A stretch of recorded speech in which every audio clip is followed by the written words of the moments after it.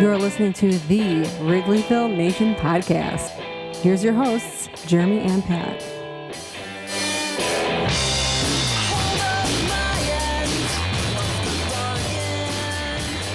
Hello and welcome to the Wrigleyville Nation podcast. This is episode 376 of the podcast. My name is Jeremy Deemer and I'll be your host. And I'm joined as always by my co-host. He's my cousin and he comes to us high atop Wrigleyville tonight. How's it going, Pat? It's mediocre, Jeremy. How are you? I am flying high after the Cubs completed a sweep of the White Sox at home, a 5-1 week, which we couldn't have asked for much more. And we'll get into the week that was. We'll preview the week that will be and talk about all the news, all the player happenings. We're going to get into all of it. And to help us break down all things Cubs, you know him from his work at Cubs Insider. And, of course, his many appearances here on this podcast, Evan Altman. Thanks for taking time out to talk Cubs with us tonight. Always happy to, especially when the Cubs finally won on a Sunday. So that's good. Yeah, it feels like it's been forever. It's only happened one other time. One Sunday? Is that right? One Sunday. But not at Wrigley. No. Right. No, so great to see that happen. And the Miami Marlins coming to town, and they were as bad as advertised. This is the part of the schedule. We talked about it over the last couple of weeks where the Cubs have to pile up some wins here because their division rivals have already played some of these games. They've played the Miamis and the Colorados, and now it is the Cubs' turn. And Miami was as bad as advertised, Pat. I know you were in attendance for one of those games. Yeah, so the plan was for this 21-game stretch for the Cubs to go 15-6, which seems kind of ambitious, really. 15-6, that's 9 games over 500. But given how bad the teams are, the Cubs are playing in these 21 days, that was the goal. And to go 5-1 in week 1 means they only now have to go, 10-5 the rest of the way, which means 2 out of 3, right? So they did the heavy lifting. They got a sweep. They got a 2 out of 3. And the Marlins are bad, I guess. I was at the game on Tuesday, and thankfully the Cubs won that game because after winning on Monday, they just weren't playing particularly well on Tuesday. It was one of those nights where Ben Brown was pitching, and it was just like, you tied or the Cubs are losing, and then they fall behind 4-2 in the 7th, and you just like, when I was like, gosh, I hope we don't lose this game because, you never want to give away games, especially when you have one more to go, and it turned out they lost the next day. So thank God they didn't. But they persevered, and somebody asked me the other day, like, do you stay for the whole game? I'm like, well, of course you stayed for the whole game. I mean, it was 4-2 going into the 9th. And I guess the reason why I kind of scoffed at that was because, with this Cubs team, 4-2 against a team like the Marlins, you don't necessarily think you're out of it. I mean, I wasn't super optimistic they were going to win the game, but I certainly wasn't like overly like, oh, doom and gloom, like it's over, right? And sure enough, Cubs came back in the 9th inning, an error, a walk. Ballesteros, who was called up this week, Mo Baller, as they call him, hit a ground ball. He had hit a double into a double play earlier in the game. I think it was his first game, actually, as a starter. And he hits another ground ball that could have been a double play, but he races down the line as best he could. And he beats out the throw to first, which was huge because that meant instead of 2 outs, there's 1 out and first and third. And then all they took after that was a base hit by Horner. And then, of course, Turner comes up.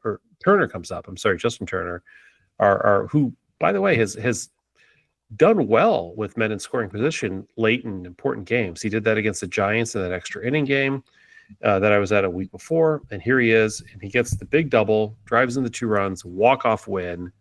And it's just like kind of like in the snap of a finger in 30 seconds, the Cubs went from down 2 to winning the game 5-4. As it should be. Evan, how fun was it to see Moises Ballesteros this week?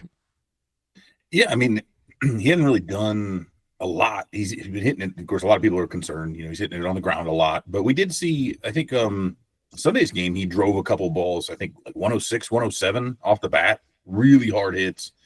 So nice, and I think outside of, like, he's been a top prospect and a lot of people know about him, but, Matt Shaw has kind of overshadowed him. Matt Shaw, who's coming back up, which is going to be nice. That's going to be fun to see. Cade Horton making his debut. Like this, there's kind of the feel, like, you talked about, Pat, you were talking about them being down in the ninth and still feeling like they could do something.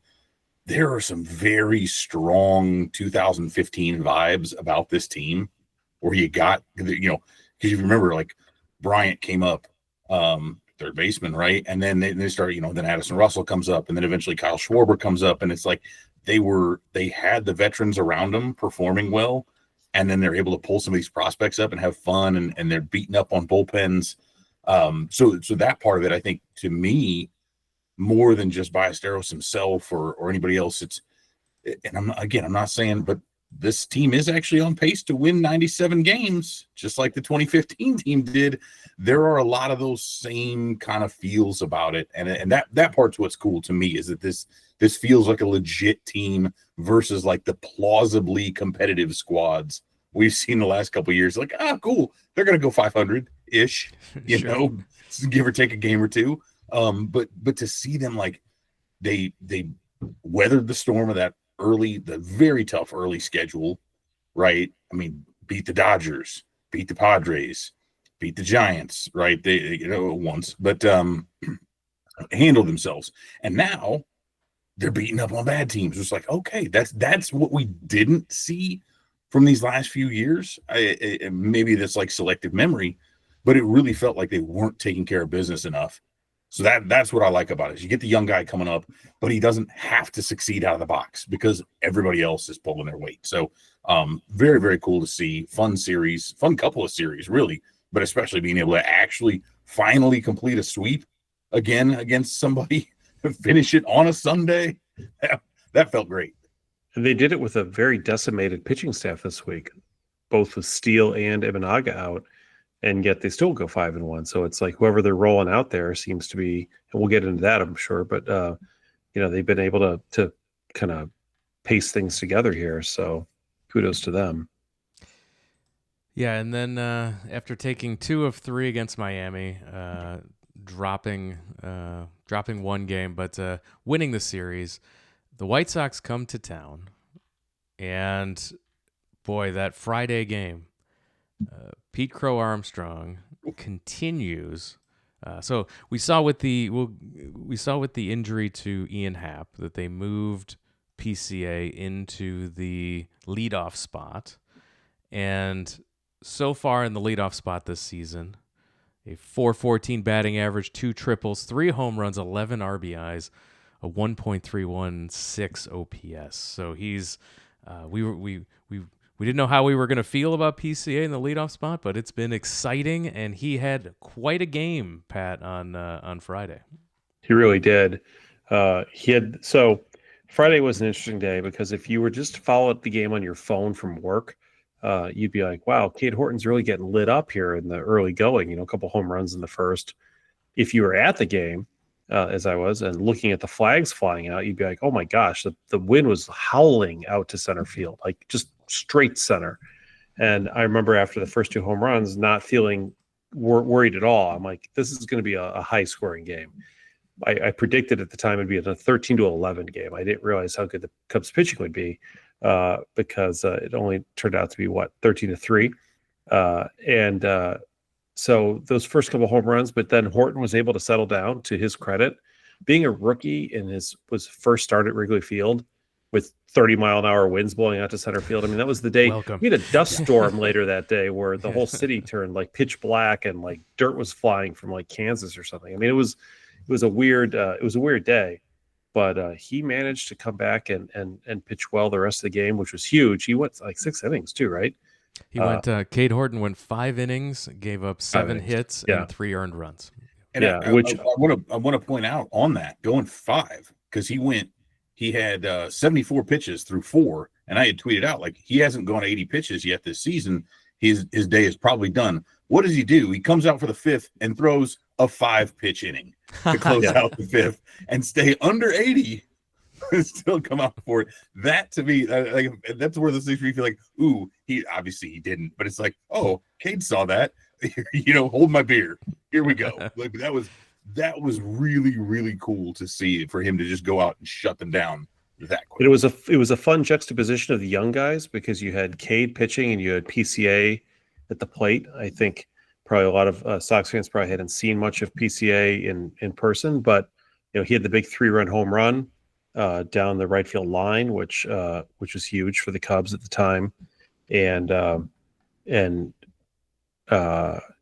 to make it 5, when it was 2-2 to make it 5-2, and then he had a bunch of other hits in the game and ended up with 6 RBIs on the day. It's pretty impressive. 4 for 5, 6 RBIs, 2 runs, a homer, and as you said, Jeremy, he continued to shine as a leadoff hitter. I don't know if he's really a true leadoff hitter in the traditional sense of the term because he doesn't take a lot of pitches still, but he makes a lot of contact, and when he does, he's getting on base a lot. So it was a fun week for him, and certainly a fun series for him against the White Sox. He was just ripping them to shreds, and for the Cubs to come back and go from down 2-0 after the top of the first and win the game in a walk was very nice to start off the home series against I guess, what do you call it when it's a one-sided rival? I guess when your rival plays you, but you're not the rival.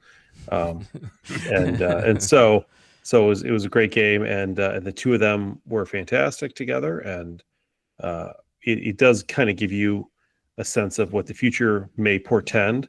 Plus, it's also nice to see like the Horners and Tuckers and Suzuki's kind of all playing well together at once, and just a lot has come together here when you have such a deep lineup, and so every day it's been somebody else, taking the reins when PCA doesn't feel like it, which is not much because he's typically is he the straw that stirs the drink, I guess, as they used to say about Reggie Jackson? Perhaps he is. Yeah, Evan, the White Sox, while the Cubs, put up some great offensive numbers in this series, it was the Cubs' ability to take advantage of White Sox mistakes. That this is something we haven't seen this team. We would get frustrated when we couldn't take advantage of another team's mistakes, and then they would immediately capitalize on any of ours. And here we saw a bad team make a lot of mistakes in the White Sox, and the Cubs almost every single time capitalized. Yeah, and the wild thing about it is that when you look at the lopsided nature of the series, right? You look at the Cubs outscored them 26-8. The crazy part of it is the White Sox out-homered the Cubs 5-2. The Cubs only hit one homer, both PCA homers, Friday and Saturday. Didn't homer on Sunday, right? I don't think I'm missing anything with the wind blowing in. The White Sox did. The Sox had 2 on Friday, 2 on Saturday, 1 on Sunday. The adage is right in the playoffs, and this is almost always true. The teams that out-homer their opponents win. Obviously not the playoffs, but to see that kind of disparity. And then flip that and say, yeah, but the Cubs outscored by 18 runs because they took advantage. I mean, how many steals did they have in Saturday's game? Yeah. And they were doing they knew. And this is something I don't think we saw as much. And I don't know if it's Craig Counsell being more comfortable in his role, if it's simply the fact that obviously with PCA and Tucker and some other guys they have there, Dansby Swanson's been really aggressive on the bases. We know Nico Horner can steal. They have a bunch of dudes, even John Birdie and Vidal Brujan, right? The part-timers can really run. And that was what was really fun to see is they were pressing the action again, and not to belabor the point, but that's what those 15, 16 teams kind of felt like, where they dictated the pace, whether they were down, tied, up, whatever, they were dictating the pace. And the Cubs did that. Like you said, every time the White Sox would just open the door a crack, the Cubs would just kick the thing in. And then it was those big innings that they just steal your heart, right? Like that's what they're able to do.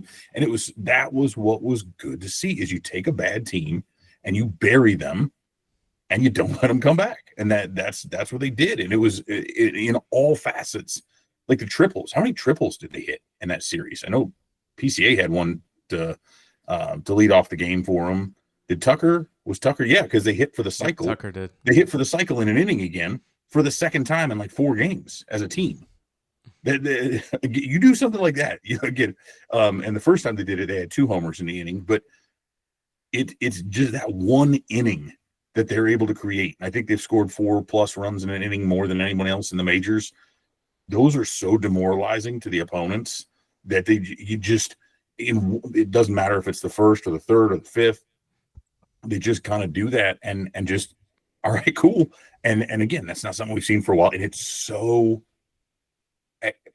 this sounds so trite, but this Cubs team is so fun to watch because they can beat you they'll score 13 runs off of 1 homer, right? They had 1 homer in the game, still scored 13 because they do it in so many different ways. Sack flies, crazy slides at the plate to get around people, stealing bases everywhere. So I'm rambling, but this is, whether you're listening to it on the radio or watching on TV, it's a very, very different vibe from what I've gotten in several years. And it's very refreshing, to say the least.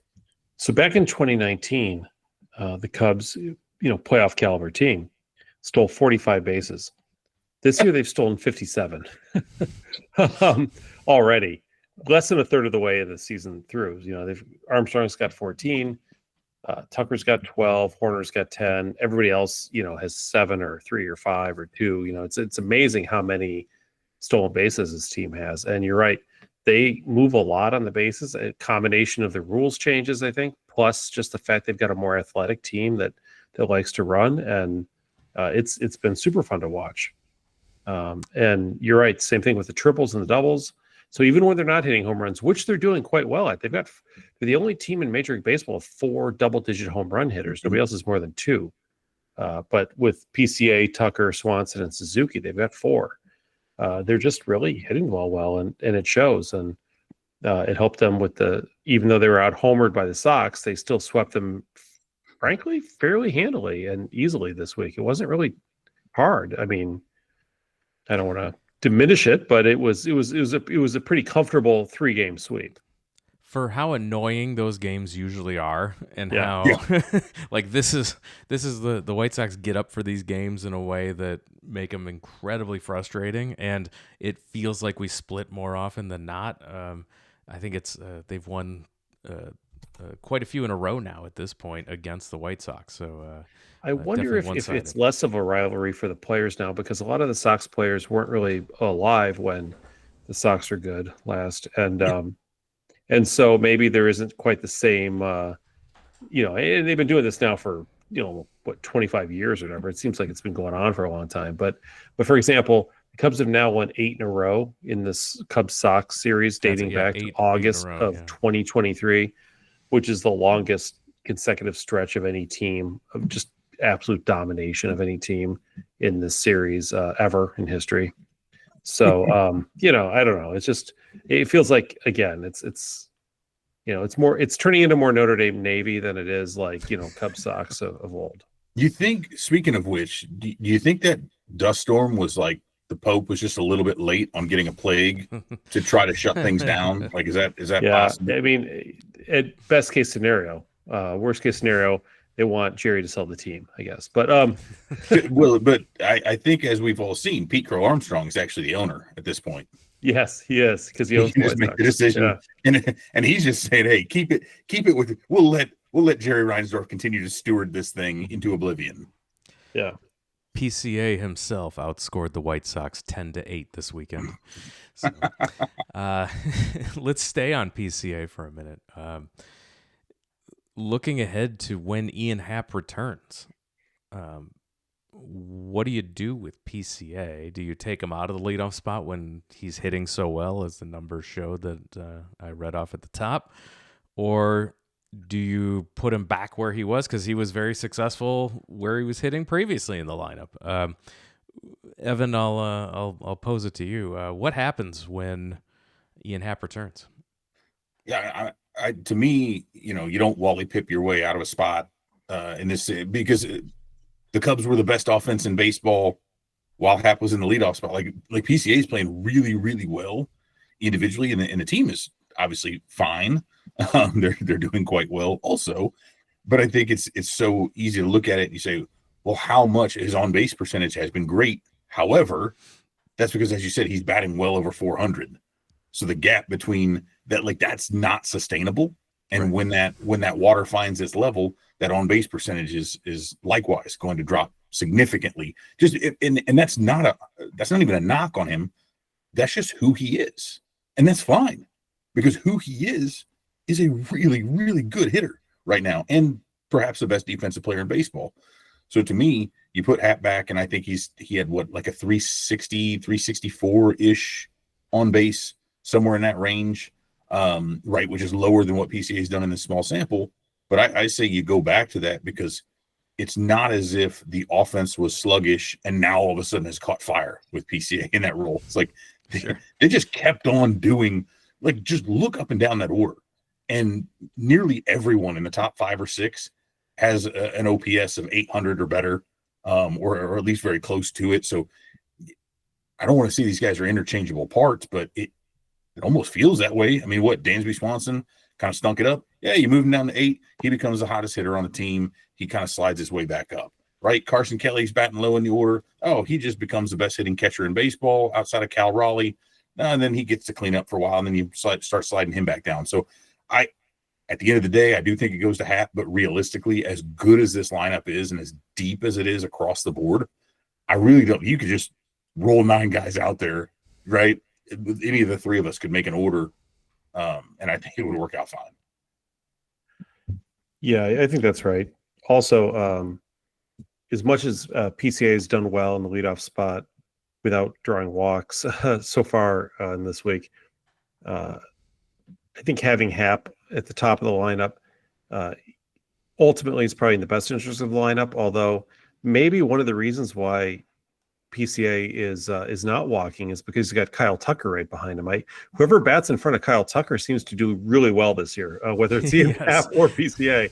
I feel like Tucker might be the unsung hero in this group, because whoever's in front of him sees a lot of pitches, which actually inures to the benefit of PCA quite a bit. So wouldn't it be weird if you had a Happ, PCA, Tucker 1, 2, 3, just as a thought? The only thing that makes me a little nervous about putting Happ right back into that spot is it is an oblique that he's coming back from, and those things are always seem to be nagging and always seem to be an issue. So hopefully he returns to form when he comes back and he's actually healthy when he does come back. To what your point was, Pat, I was thinking about that earlier. It's like, do you slide PCA down to 2? Because the other fact of that is that would bump Seiya Suzuki into the cleanup spot, where again he's among the league leaders. I think he and PCA are tied now, I think, with 38 RBIs on the season. So now you've got now you got all these table setters, and again you're putting somebody in front of PCA, because the thing is he's triple today, but by and large most of the damage that he's done has come the second, the third, the fourth time up when guys are on base in front of him, because he's become a run producer. That's why I like him a little bit lower in the order. But I'd love to see them kind of slide those all down and maybe move Bush down to 5, where I think he could maybe even do a little bit more damage. But again, like I said, we're looking at this all kinds of like, this is one of the top 2 or 3 offenses in baseball. Let's nitpick where we put these guys. I really do think that, and I go back to it again. We looked at a lot of those. Remember when Joe Madden used to, hey, Rizzo's slumping, we'll move him up to leadoff for a couple games to get him right or whatever. But those guys were very interchangeable as well. And you'd see those lineups kind of mix and match a little bit based on matchups or how guys felt at the time. And I think that there's, everybody's got some ego to them. But I think that's something that we're seeing from this group as well, is that nobody's fussed or fidgeted about where I'm at. Again, like we said with Swanson, some guys might take that kind of as a demotion and as a thing to kind of bruise your pride, and yet he used moving down to the 8th spot as a way to maybe get himself right. And that was the coolest thing to see, because there were comments out there online which I shouldn't pay attention to, but I do by the nature of what I'm doing with the blog, of like, this is Jason Hayward part 2, which is super dumb in and of itself, right? But then he immediately goes out and shows that, like, no, not quite the same as that. So but again, I mean, it just, the fact that you can move, PCA was down in the bottom third of the order for a while, and now he's batting leadoff, and either way, he's doing insane damage. So it's just, again, it's another fun thing about this is These guys just don't seem to get. They're just like, hey, just as long as I'm in the lineup, I don't care where I am. Just pencil me in there, whatever. I'll go do my job, and that's really, really cool to see. So the common denominator is that talented players make managers look good because managers can do whatever they want, and the players perform. Talented players who don't have ego. This isn't a Rafael Devers situation, right? Where it's like, oh no, I'm not playing that position. I'm not going to do that. You need to respect me. This feels more like the Phil Jackson, like triangle defense, yes. Or triangle offense theory that the Bulls had for all those years.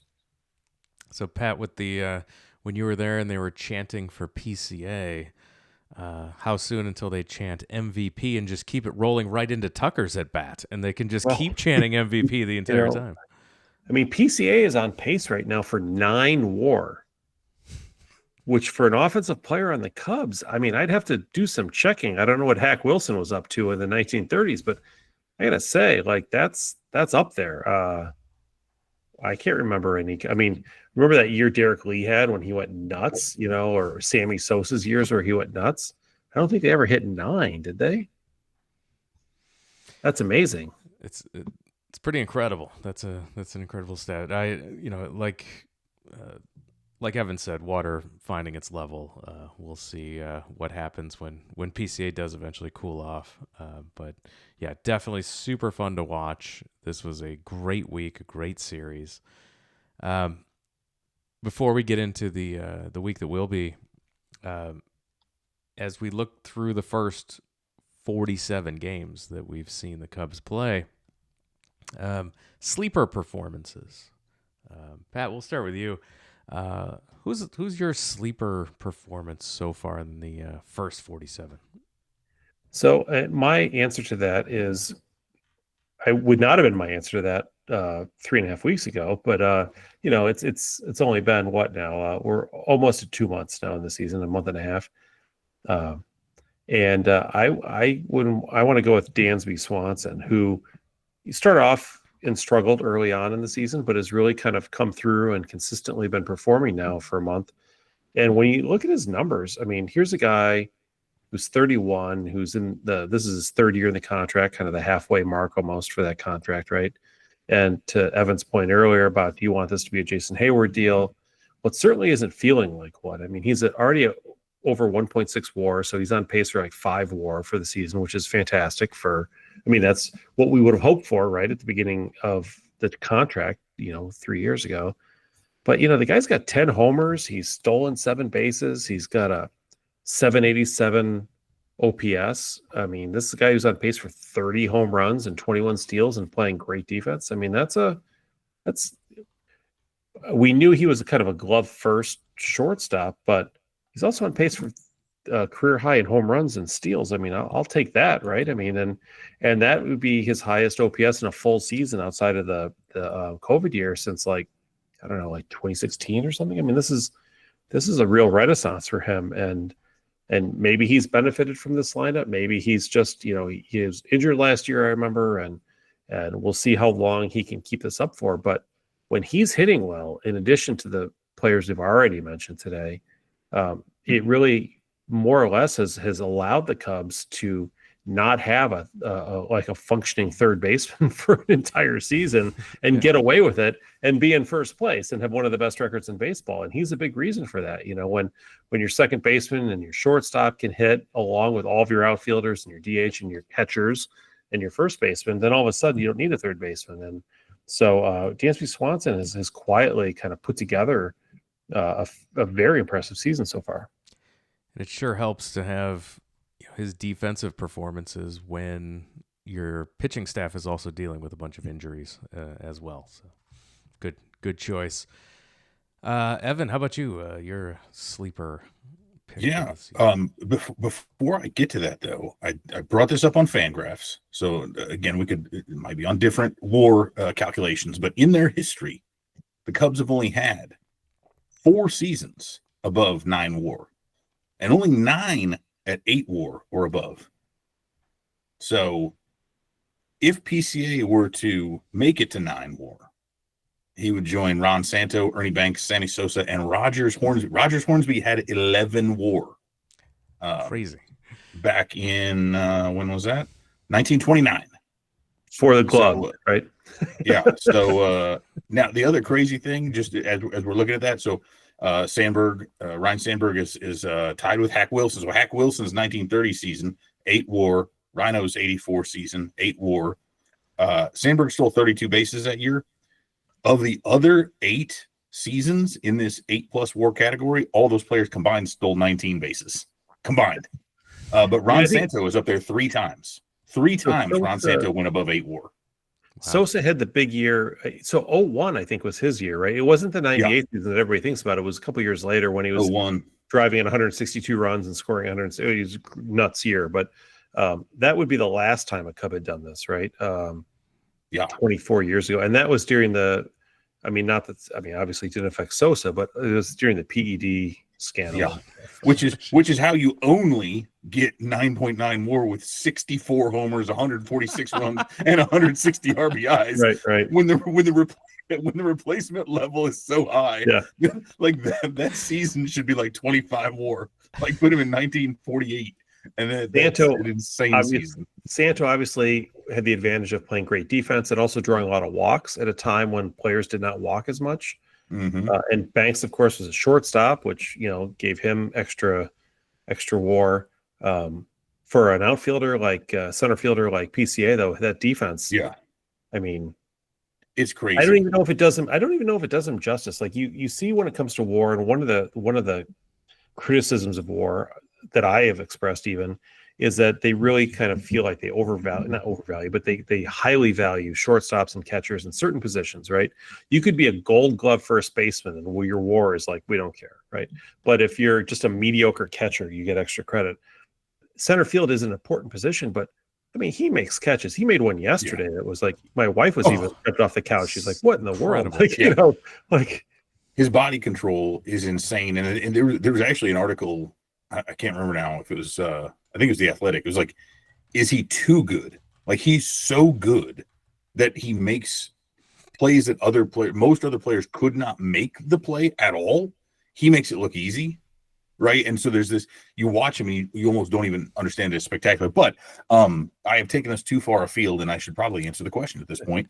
So my sleeper is a guy who I was actually upset they signed at all, let alone gave $5 million to, and that would be Colin Ray, who did not get the win.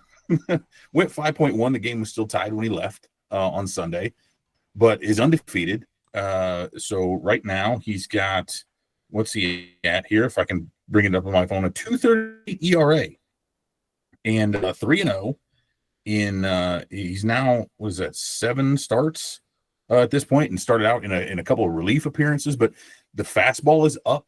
Not only is it up in velocity, he's throwing around 94 miles an hour, but his fastball value, which is another thing we've been seeing across the board. So you can look at this, look at Ray, Tyon, there's other players who, despite having what looks like pedestrian numbers as far as their fastball, velocity and movement and all that stuff, are throwing it more. I think Ray is over 50% fastball usage, but he's working it so well inside, outside. And we saw that today. Just called strikes on the fastballs because he's just pinpoint. He's not walking guys. He's not giving up home runs. Yeah, he gave the one today, right? But because nobody's walking, they're solo shots. They don't hurt. Whatever, shake it off. But if he blew out his arm tomorrow and never pitched another game, he'd have been well worth the $5 million contract. It's incredible. And I not everyone was upset about it, but I would, outside of maybe people trying to make themselves look smart now, I cannot imagine anyone expected Ray to be anything close to this. And he's been their best starter. Yeah, no, he was a guy who they signed who was a starting pitcher who had no options left. So people are like, what in the world are they doing? Right. Like having a pitcher like that on the team. And we had our Brewers guy, Paul Noonan, on, was it last week or the week before? 2 weeks. 2 weeks ago. And I brought this Colin Ray thing up. And, I view him as like one of these Milwaukee Brewer ghost pitchers where these guys just come up and they're out of nowhere and they do really well. And then they kind of disappear, right? Like a ghost. And he's the first one who, we acquired and then from them. And then the magic, whatever the black magic the Brewers have going there, kept going and kept working. And so I've been very impressed with, I mean, frankly, you're right, Evan, without the Colin Rays of the world and the Cade Horton, who's just pitched a couple games now, 2 games, but I mean, you don't lose Justin Steele and Shota Imanaga and stay in first place. I don't care what your schedule's like, unless you've got like some incredible pulls coming out here, like these guys who basically save you. Yeah, and that the funny because and Ray had briefly pitched. Was it 2020? He was with the Cubs last. We made a couple of relief appearances for him. Was in the organization briefly. We couldn't go to the games because of COVID, so we didn't really get to see him up close. Which made but even then, the thing that he has been best known for prior to this was the fact that he was involved.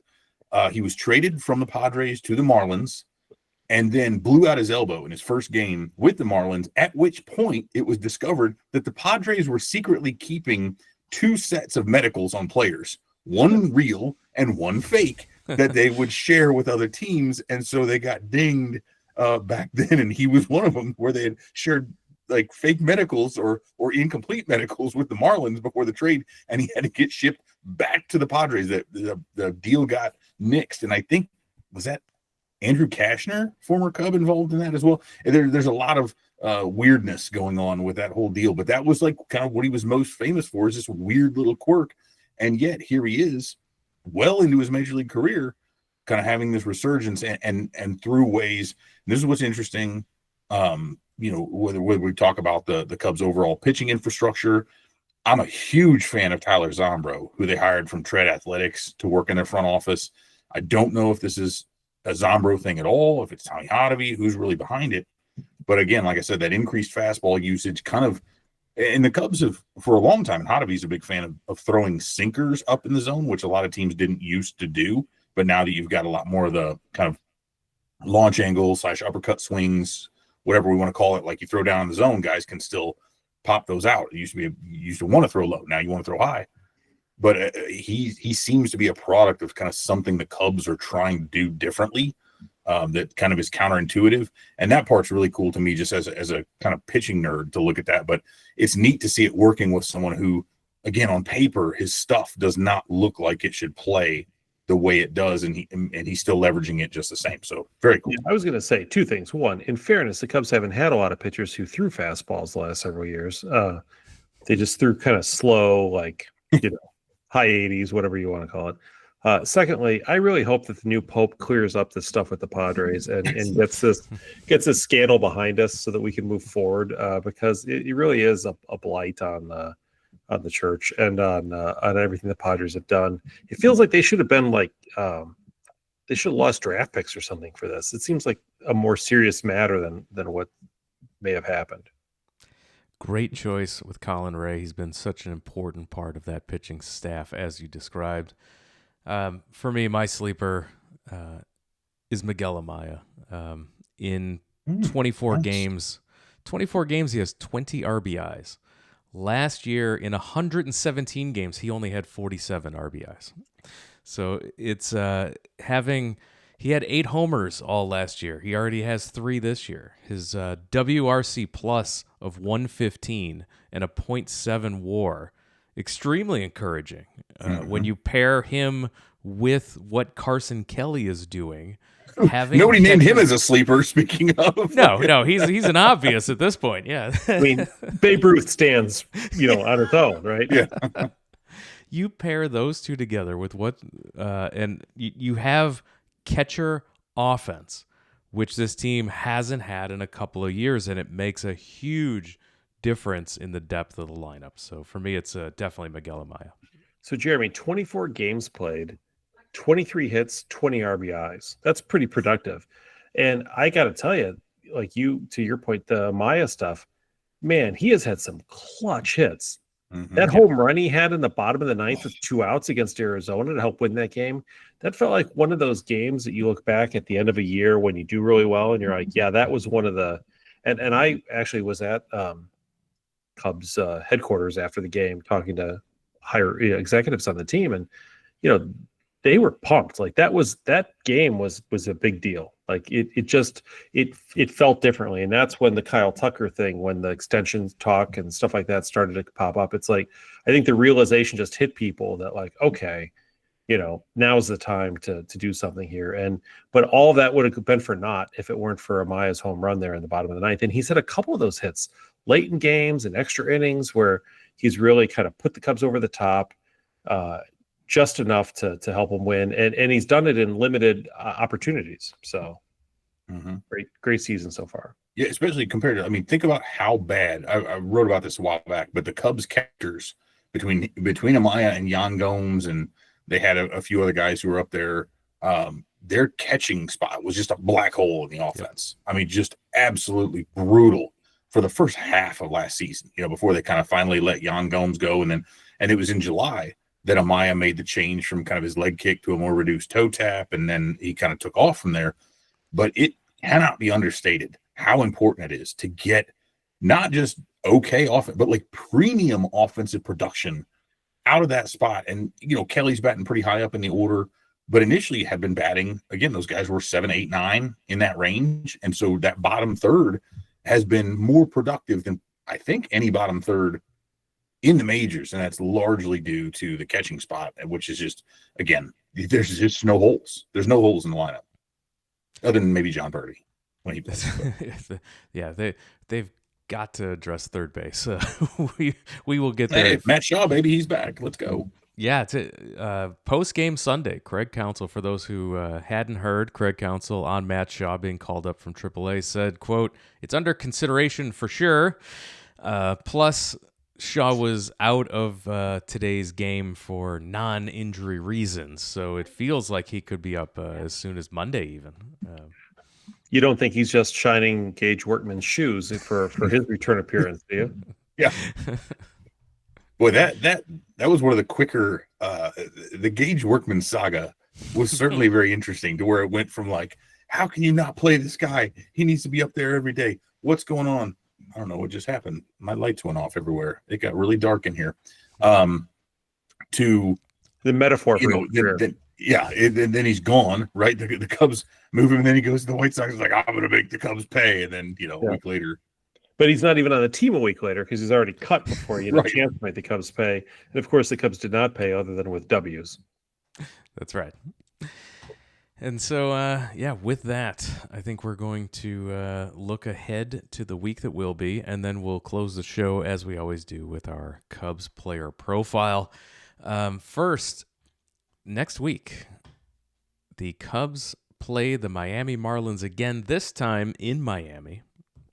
And then they continue the road trip for 3 games over the weekend in Cincinnati. Again, the Cubs don't play on Thursdays. They started playing on Sundays this week, so that's exciting. But we'll see of the upcoming 6 games. 3 against the Marlins, 3 against Cincinnati. We'll start with you, Pat. Your predictions for the week as we look ahead.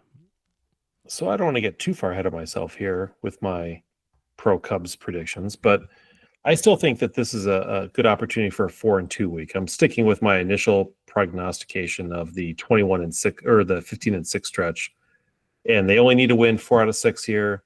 Miami is not a home game for the Marlins. I've been to that stadium. Trust me, it'll be just as many Cubs fans as Miami fans. The Reds are weird. Like, they can be troubling. It might not be. Depends who's pitching, whatever. We'll see. But I think 4-2 is certainly within the Cubs' wheelhouse here. And if they do go 4-2, then that just puts them that much closer to the ultimate goal, which is this huge 15-6 stretch, which would be, if the Cubs can finish the job here and win 2 out of 3 the next couple weeks, they will be not just in the driver's seat for the division, but they'll be as close to a lock for 90 wins as you can imagine, knock on wood. And things are looking good. Yeah, I'd say that Tuesday game, it's Tyone against Weathers, and the way that Weathers pitched against the Cubs, not too thrilled about that pitching matchup on Tuesday. Especially with Tyone leading the league in home runs allowed, but we'll see. And in Cincinnati, which is the home run park, but we'll see. Evan, What do you think for the week? The 6 games. Yeah, I'm going. I wanted to go 5-1, but it does feel like Weathers and that guy, and I did not realize that was his first start of the season against the Cubs. But in doing the breakdown, when I do my little lineup posts and look at what he's been doing, he was up to like 98, 99 miles an hour, like that as a lefty, right, coming out of there with like nasty stuff and just really throwing some. He's the lefty, right? Either way, it's still really good. And I feel like that's a tough one. Cincinnati now, to me, feels like Milwaukee has obviously been the thorn in the side more than anything. St. Louis is the biggest rival, but Cincinnati always seems to play the Cubs well lately. And I feel like being able to get 2 out of 3 from them would be actually really, really good. Even though they're not playing as well lately, I still think, Tito Francona, obviously they've got some competence there. So yeah, 4-2 feels to me like I wanted to go 5-1, but something just tells me there's little stumbling blocks that'll come up. Yeah, I think I'm with you on the 4-2 week. I am nervous. So I do think 2 out of 3 against Miami is realistic. The 3 against Cincinnati. Cincinnati is 500 as of the time of this recording. And you mentioned those games are always tougher than they should be. I wouldn't be shocked if they drop 2 out of 3 in Cincinnati. That can totally happen. And it does. The weather, the pitching matchups, there's a lot of things that can go sideways for the Cubs there. But I will stay optimistic and say 4-2 this week. So, and then the Cubs will actually close out the month of May with a homestand where they play 3 against Colorado, and then Cincinnati comes back to Chicago to play 3 more there as we close out May. So we'll already be 2 months into the season. And let's get into how we close out this podcast every single week, and that's with our Cubs player profile. Evan, you earlier in the season chose Ryan Sandberg for us. I will post the list of taken Cubs in the chat.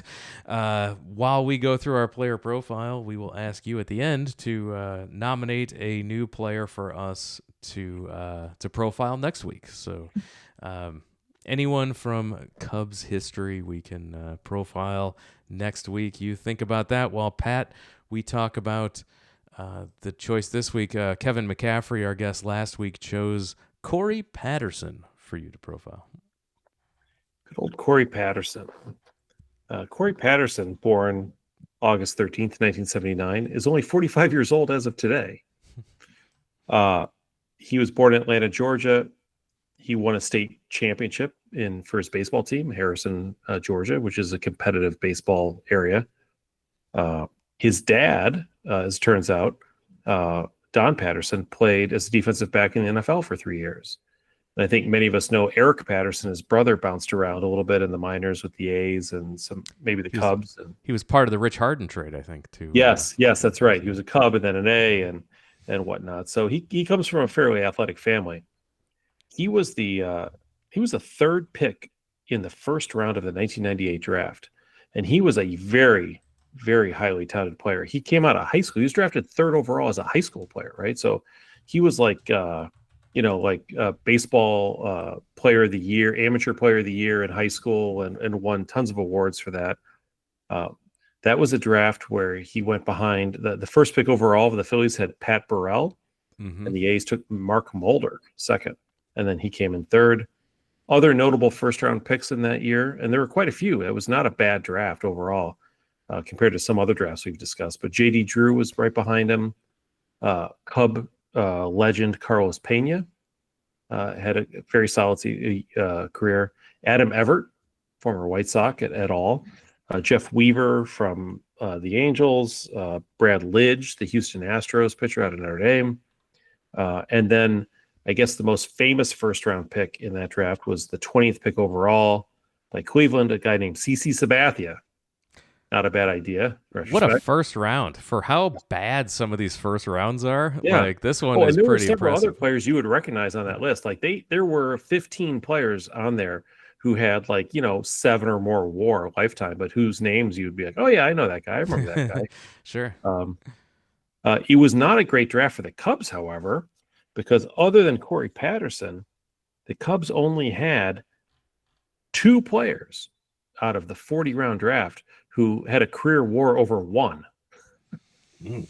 That would be Will Ullman at 3.2, and Eric Hinsky, who got all 7.8 of his WAR with Oakland, and also the Blue Jays. So yeah, bad draft for the Cubs. When you get the 3rd pick in every round, and other than Corey Patterson, Will Ullman is the only thing you have to show for it for 40 rounds. But as is the Cubs, especially in the era.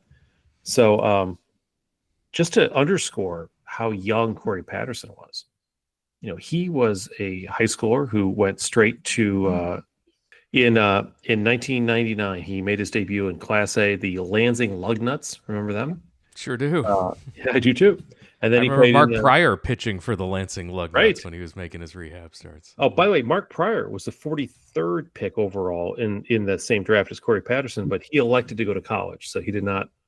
He was drafted by the Yankees that year. That's how good Mark Pryor was. That somebody took a first-round supplemental draft pick flyer on him, hoping he would sign with them. He did not. He waited because he knew the Cubs were lurking after a couple of years in college.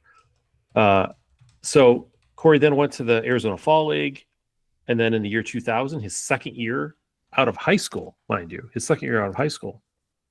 he played for AA West Tennessee, the Diamond Jacks. Remember them? Mm-hmm. Oh yeah. Where he rose to Baseball America's top prospect in all of baseball. He made his debut at the end of that season, the 2000 season, in his second year of professional baseball as a high schooler. He had just turned 21 a couple weeks before, and he hit a home run in his second game. So he was a September call-up.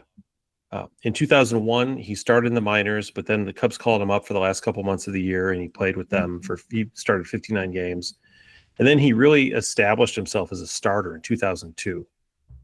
He had 253 with 71 runs, 14 homers, 54 RBIs, and 18 steals. A decent start for a young kid. He was playing in between. He had Moises Alou in left and Sammy Sosa in right, and then he was manning center field. So he had a lot of ground to cover. Yeah. But that was his first full season of 2002. He then, in 2003, you may recall. What a season. Oh, yeah. He only played half the year. He played 83 games. He hit 298 with an 839 on base plus slugging percentage, 13 homers, 16 steals, 49 runs, 55 RBIs. Double all those numbers, and that's a full season. He was in the fan voting for the last player to make the All-Star team, the internet voting, where they have 4 or 5 names. And he was on that list when, sadly, on July 6th, I was at my parents' house on Burling. It was a Sunday, I remember. I remember the TV we watched it on. He was running to first base. It was right before the All-Star break. It was a Sunday before the All-Star break. And he tore his ACL against the Cardinals. He looked like he stepped awkwardly or stumbled awkwardly, and I'm like, oh well, maybe it's twisting. Maybe after the All-Star break he'll be fine. Give him a couple of days off. No, of course not. ACL out for the year, which was sad. That season 2003, just to put things in perspective. So that was technically the 4th year he had played Major League Baseball, right? Because he came up in late 2000.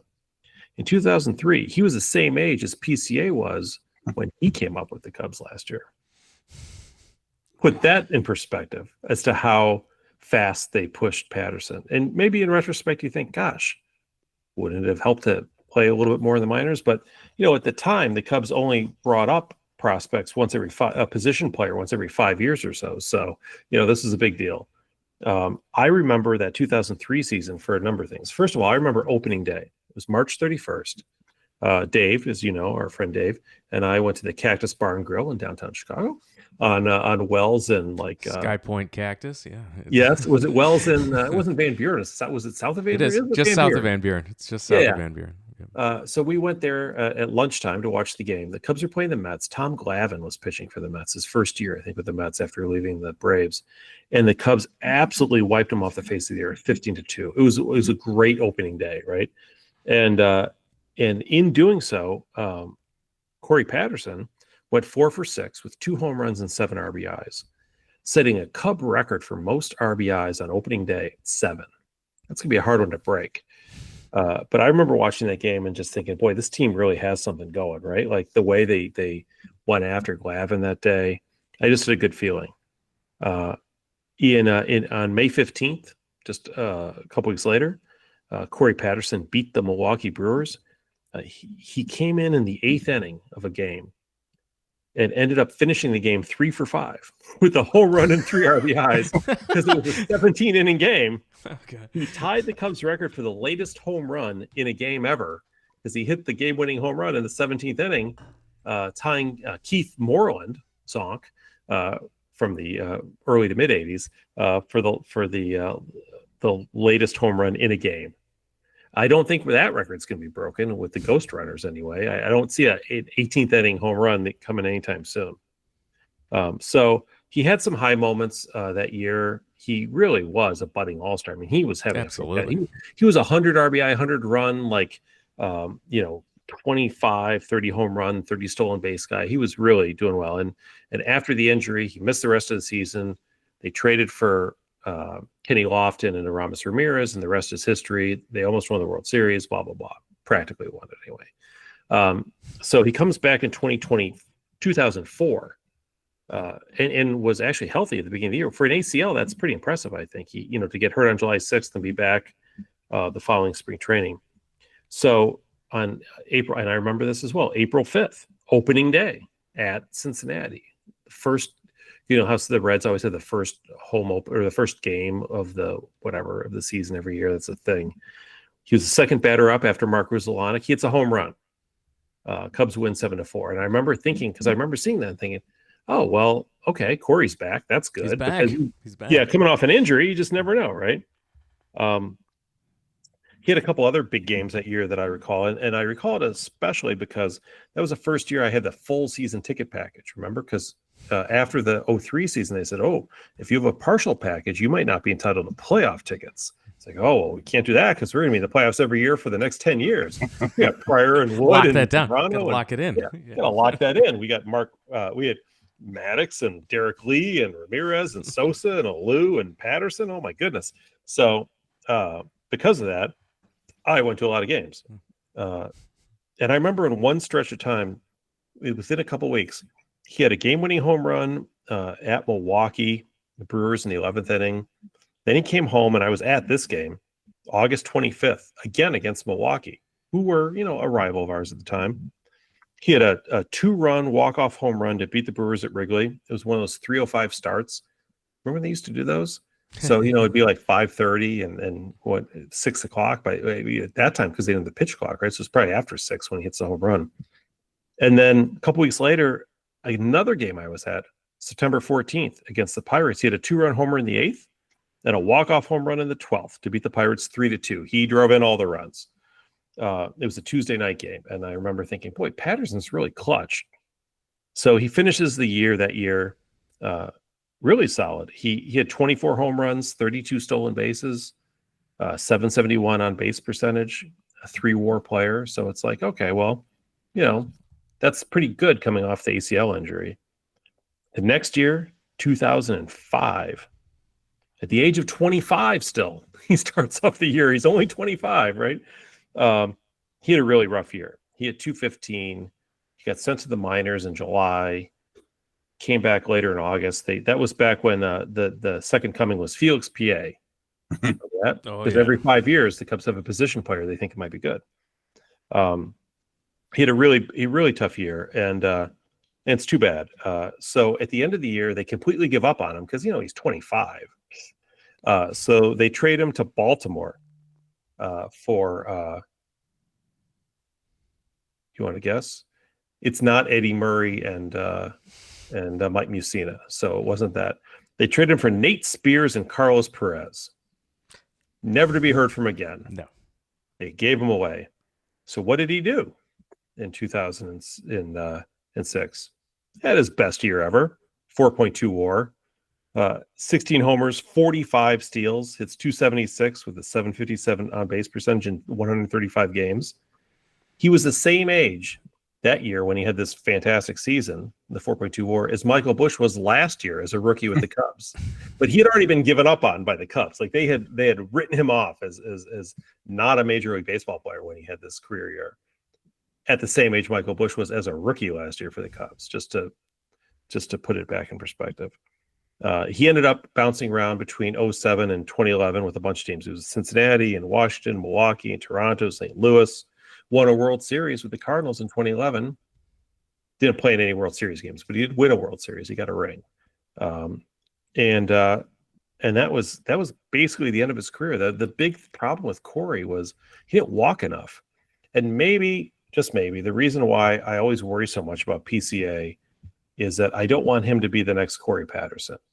I don't want him to be the guy who has flashes of greatness, hits these clutch home runs, wins games left and right, has the speed and the power that Patterson. I mean, look, if Patterson had played in this era, he would have stolen as many bases as PCA does. Sure. You know, with the can't throw over to first and the big bags, all that other stuff. I mean, he easily, right? He was stealing 45 bases with Baltimore at age 25. He'd be stealing like 60, right, in this modern era at least. I don't want that to happen to PCA because I've seen it before, and you know, when Patterson was hitting well and hitting 298 or even 276 and getting a high on base percentage or a high on base plus slugging because he hit home runs in addition to, you know, getting base hits, it was great. But when you don't walk over time, it tends to catch up to you. And then when other things start to falter a little bit, you know, it's a pretty quick descent. Now, Corey was never quite the defender that, not even close to the defender that PCA is, I think. So that is an advantage for PCA. But I just look back, and I'm telling you right now, and I don't think there's anybody who could honestly tell you who was around in the 2003-04 era who would have been like, oh, Corey Patterson, that guy sucks. No, everybody thought of him the way we have the same excitement over PCA now. We just did, because he was an exciting player and he was a fun player and he did all those things that you like to see. And then it just didn't work out. So he currently is the manager of the Brookhaven Bucks in the Sun Belt Baseball League. It's fascinating because in my mind, he blows his ACL out and then his Cubs career is over. Like, I completely don't remember that year. Now, as you go through and walk us through that, it all comes flooding back. But like, just top of my mind, I think he blew out his ACL and just off he went and had a career elsewhere. So does it blow your mind to know that when he blew his ACL out, that was the halfway mark of his current age? He's lived half his life since then and half his life before then. Does it blow your mind to think that he had his best season in 2006 when he was playing alongside like Sammy Sosa hitting 30 home runs for the same team? I mean, Baltimore Orioles of all people, right? I mean, it's crazy, right? Always fun when we get to profile these Cubs players from the past. Evan, you're up for next week. Who are we going to profile? I've been debating this, you know, and I've been bouncing back and forth. Do we go Jeff Pico or Domingo Ramos or Damon Berryhill? But I have settled on Manny Trio. Ooh, good. Nice. Good. Who I believe had 2 stints with the Cubs. Yes, he did. Absolutely, he did. He's involved in one of my favorite plays of all time. So there you go.